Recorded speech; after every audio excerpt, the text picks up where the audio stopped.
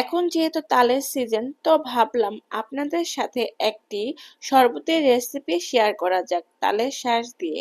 আসসালামু আলাইকুম, কেমন আছেন আপনারা সবাই? আশা করি ভালো আছেন। তো ছোট্ট একটা ভিডিও শেয়ার করব আপনাদের সাথে। প্রথমেই দেখতে পেলেন এখানে দিয়েছি তালের শাঁস, দিয়েছি কিছু বরফ মানে আইস, দিয়ে দিলাম সামান্য চিনি। আপনি যদি বেশি পরিমাণ মিষ্টি খেতে চান তো চিনির পরিমাণটা একটু বাড়িয়ে দিবেন। আর সাথে দিয়ে দিলাম লেবু। লেবুটাও আপনি আপনার পরিমাণ মতোই দিবেন। আপনি যদি একটু টকটা বেশি খেতে চান তাই লেবুর পরিমাণটা বাড়িয়ে দিবেন। আর যদি অল্প খেতে চান, মিষ্টির পরিমাণটা বেশি পেতে চান তাহলে কমিয়ে দিবেন। আমি কিন্তু এখানে মিষ্টির পরিমাণটাই বেশি দিয়েছি।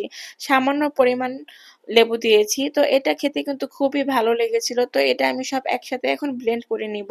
ব্লেন্ড করার পরে কিন্তু অনেক সুন্দর একটি শরবত হয়ে যাবে। গরমের মধ্যে ঠান্ডা ঠান্ডা শরবত খেতে খুবই ভালো লাগবে। আপনারা সবাই একবার বাসায় অবশ্যই ট্রাই করে বানিয়ে খাবেন।